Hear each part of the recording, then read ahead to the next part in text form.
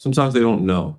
They especially with a guy like Boozy though, like he can write another one. Yeah. Like he's so good. I know. With a bar song, was it more like, yo, you gotta focus here. Yeah, it's funny because Boozy told me, he's like, I got this thought in my head, this idea. I've had it for a long time. He told anyone who would listen, not just me, but he's, because I think he was trying to like almost focus group it, like what song should it be? Because I think if I made a song from the 2000s, 90s, 2000s, a hip hop record, and turn it into a country song, I think that's a win. Like it's totally his idea, and that's fire. And he tried a couple. I remember there was like, I forget the ones, but he never fully did it. But he was like in his head, he was like trying to figure it out. But he always gravitated to Tipsy, from Jaquan. And when he and Sean and Nevin finally got it together in the studio, I'm so mad I wasn't there. Oh, I just wanted to be around the magic. Of course, yeah. But a boss, that's a songwriter. And a boss was there and called me. He's like, Jay, I think we got one. And when I got the bounce that night, I was like, oh, we definitely got one. This is it, man. Yeah. And of course, the artist, you really think it's it? Yes, my friend. This is it. You just did it. You just changed everyone's life. And a few more conversations like that, but we set it up. Well, then the Beyonce thing, we actually set that up. But wait, you say you had a few more conversations like that. You have to still convince that it was. Yeah, I think artists, and this is not just true with Shaboozey, just going back to what I said, like there's you have to kind of like, sometimes they don't know. They especially with a guy like Boozy though, like he can write another one. Yeah. Like he's so good. I know.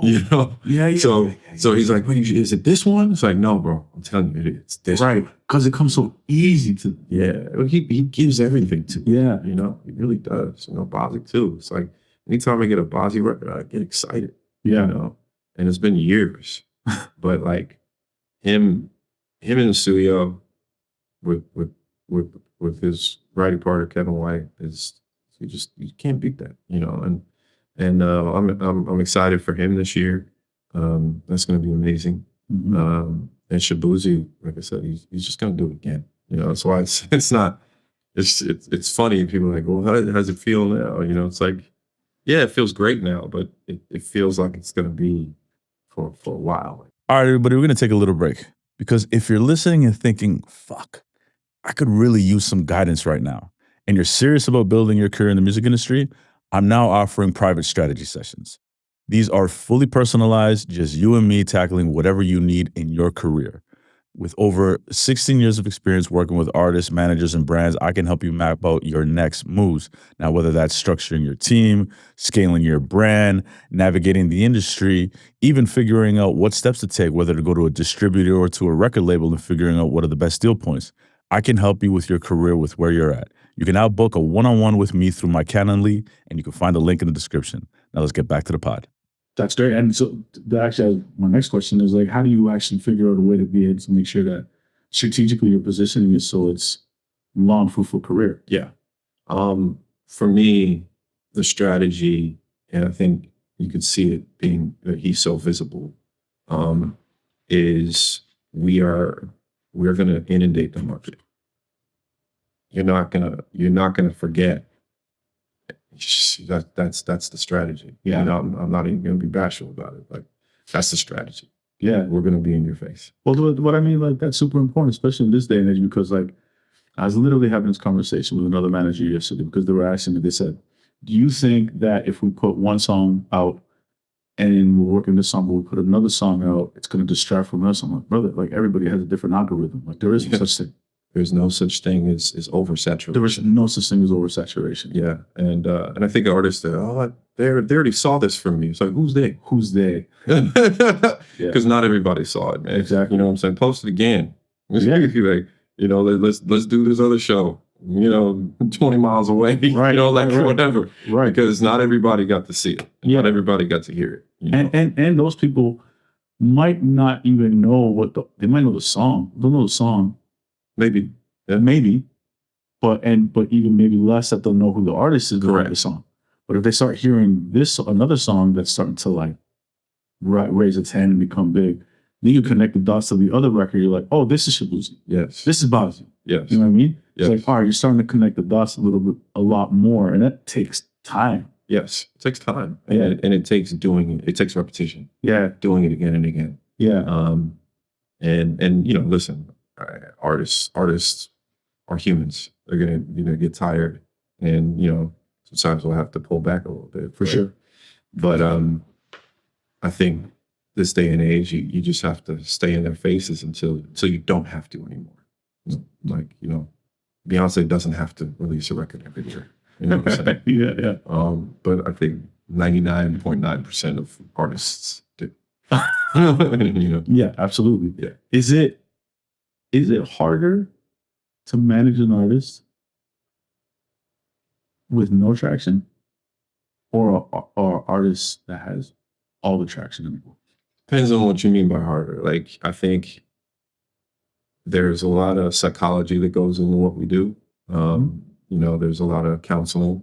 So I think the artist that doesn't have as much going on, there's a lot of work there. Mm-hmm. An artist that does have a lot going on, there's just more work in general. You know, emails, there's more travel, there's more, you know, there's still that psychological talk. You know what I'm saying? So I think it depends on I get what kind of thing. I guess my question is because I think a lot of people might believe that once a record goes big or an artist starts to go big, the job gets easier. But you and I both know that that's not from the truth. No, that's not the case. You know, it's funny. I spoke with a fellow manager today, and you know, she was like, the work stays the same really, but you have, as you get bigger, you do less, right? Meaning you're not doing every award show.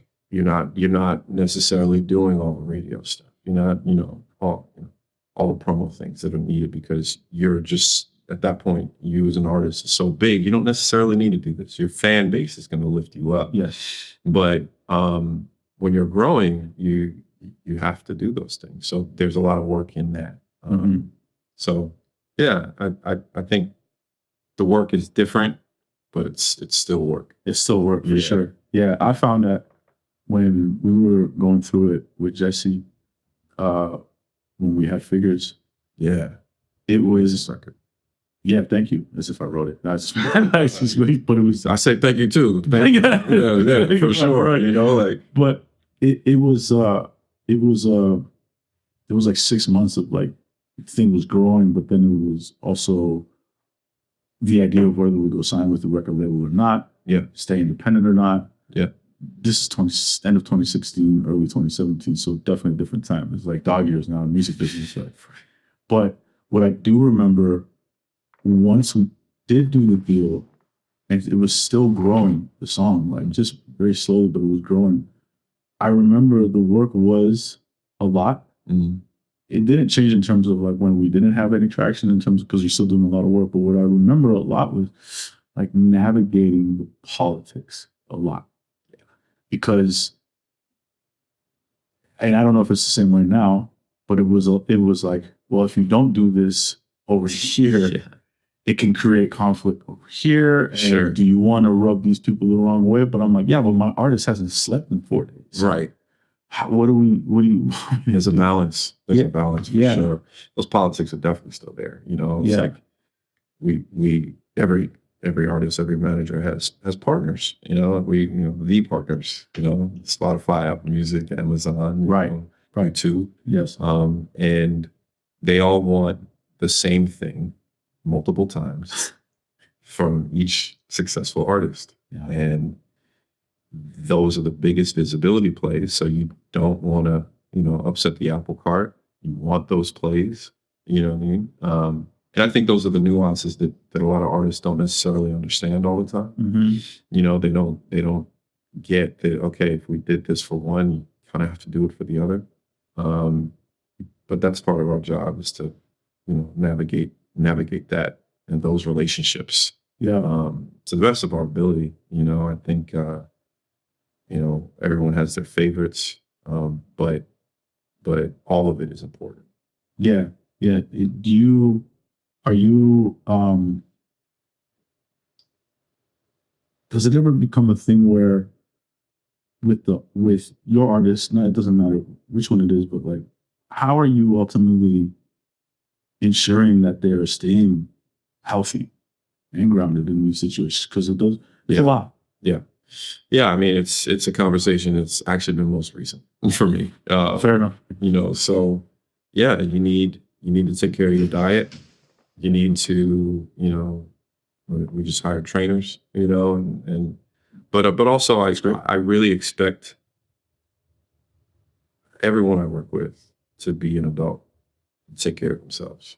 Yeah. You know what I'm saying? Like, we're grown, you know. Like, you know what I'm saying? You can't expect your management team to do everything for you. There's some things that you need to be accountable for as an adult, as a human being. So, you know, my job is to make sure you're good, and I'll do that. But then it's up to you to make sure you go. Yeah. I'm not dragging you out of bed anymore, man. Yeah. Well, you're not managing the artist if you are. Yeah. I remember hearing that a long time ago. It's like, if I can't get you out of bed, then I'm not managing you. Boom. That's it. Is that informed by a lot of the stuff that you went through as well in your early career? Absolutely. Okay. Absolutely. All right. Because I used to be the guy that, you know, hey man, you come on. It's like, Oh, really? Yeah. It's like, no, like, Art, do you want this? Yeah. Okay. Then wake up. Right. Be here on time. Yeah. You know? Yeah. I'll call. Don't get me wrong. You know, but for the most part, I really, you know, we're partners, and respect me like I respect you. You know, Yeah. If I set something up for you, or if you know we have to do something, Yeah. I'll be there. Yeah. You know what I'm saying? Like, I need you there too. Yeah. Is there a part now where like there is that, you know, you have to delegate because you can only do so much, right? Yes. And then the artist isn't with you necessarily all the time, so that relationship kind of changes a little bit. Yes. How important is it for the artist to be able to accept that you are still obviously overseeing everything and still working, but not there all the time physically? Yeah. Sometimes it's hard for them to understand, you know, but I have great partners. Yeah. In these artists, with these artists. And we work together, you know, and you know, I don't know if artists realize how difficult the job is sometimes. You know, but it's very difficult. It's very difficult. Again, were you informed with that when you were an artist? Did you think that it was completely different? Like, I'm actually thinking about it here, being like, yo, what made you want to become an artist manager? I realized you do this to yourself. I realized maybe I wasn't. I didn't have the mindset enough to actually to win at being an artist. You know what I'm saying? Or win with being an artist. I think I needed a little bit more of I needed to be a little bit more of my own world builder. Mm-hmm. I realized that I was better at building other people's worlds. Oh, really? Yeah. You know, I think songwriting gave that to me. I was really good at helping Jay build his world. Okay. You know, he brought he brought something to Jeremy and I, Jeremy Scholar and I, and what we did was help, you know, refine it, and I love doing it. And so I think the natural progression for me from songwriting was to be manager. Can you tell me a little bit more of that time there? Yeah. I mean, we were working all the time in the studio. It's fun. I'm smiling because it's fun to like go back to that, you know, that phase of my life. I didn't have to like you know, wake up early for a staff meeting. You know what I'm saying? It was all late. Yeah. Or you were working. I was working late. You know, it's like, okay, I'm in the studio till 2, 3. You know, maybe go to an after party spot from 3 to 5. Yeah. Wake up at 2. Yeah. Be in the studio at 4 or 5 again and do it all over. Watch Purple Rain for 2 hours. Hell yeah, Purple Rain, definitely. That's so funny. That's the movie that everybody watches. Well, I heard the story. You guys talking about? Oh, okay. This is so with a songwriter producer where you Yeah. all of a sudden watching Purple Rain, Yeah. the movie, you're like, what's That's so funny. that's amazing. That's great. Yeah. So I think going back to that, it was fun, man. It was just so fun to create. And be in a studio with an international superstar that was Jay Sean, you know, and or that is Jay Sean. Yeah. And be able to help, you know, change our lives. That was really a life changer for me personally. Yeah. You know, it was just the 3-4 of us in a room, trying to just writing songs, man. You know what I'm saying? We didn't have any agenda. It was just, hey, let's write songs and see what happens. Right. You know, and luckily we were successful in it. You know, but I think, and Down is a really good representation of it. You know, we were just having fun, man. Baby, are you down, down, down, down, down? It was just, you know, it was just so off the cuff. Do you remember that session? Yeah, I remember I had so when I was writing, I would, in my, I may still have it if I searched it, but I just had a list, you know, a bunch of writers do, right? I just have a list of a bunch of concepts, you know, hundreds of concepts. And I remember the night before, I was watching, we were in Miami, and I was watching the news, and it was like, you know, there was like the news report, and he was like, it's like, it was raining. He's like, it's like the sky is falling down, right? And I was like, ooh. Yeah, just, you know, I was thinking about, I was like, oh, it turned into I love you, and, you know, even if the sky is falling down, you know what I'm saying? And so I brought it into the session the next day, and I was like, yeah, I got this line, man. You know what I'm saying? I love you even if the sky is falling down. And he was like, oh, that's cool. And you know, the label, I remember, was pushing, he's like, you know, it was the last song we wrote, or the second to last song we wrote. And they wanted a hit. Yes. You know. And so Rob Laurel, Jeremy Scala, the producers, they were like, you know, they specifically like put these couple of tracks together, and you were like, you got to write a smash on one of these. These are smash tracks. I was like, all right, cool, man. Like Jeremy? Yeah, Jeremy and Robert said this. So we were like, all right, man, we'll try. Yeah, I guess. And I was like, I got this line, you know? and I just basically freestyled that one line, and, you know, even if the sky is falling down, and Jay was like, that. It happened so fast, bro. Yeah. We wrote the song in 10 minutes, and it's not like this huge lyrical thing, right? Wow. But obviously it struck a nerve and struck a chord with people, rather, and it was just magic.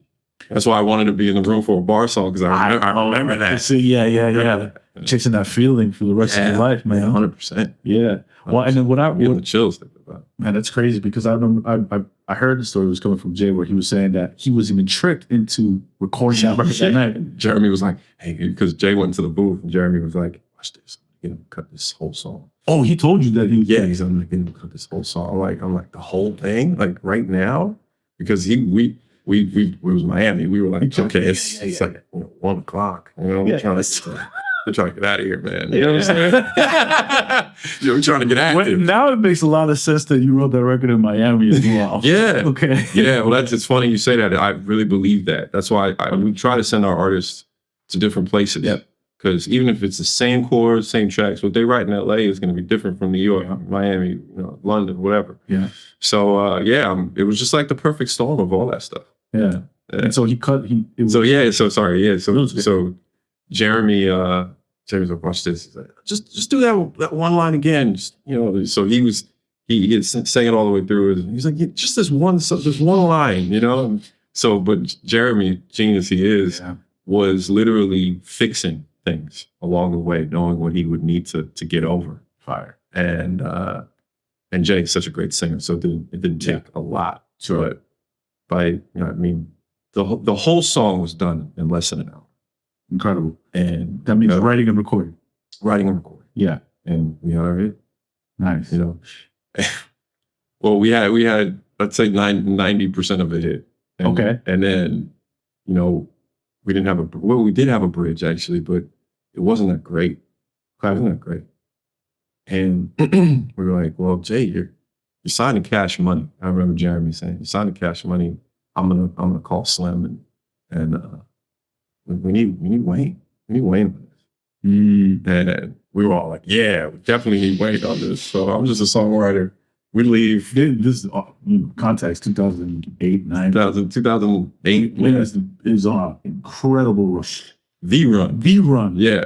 Right. Haven't even seen something like, that. I mean, I guess the closest is Drake. Yeah. Like it's it was insane, his run. Yeah. And especially with collabs. And so yeah, we were like, okay, yeah, Wayne, sure. And Jeremy made it happen. Slim made it happen. Yeah. And I think it was like a week later. He just sends it to me, and I remember listening to into the studio. And I don't know if I've been that happy since. You know what I'm saying, from a business standpoint. And we knew we had something after that.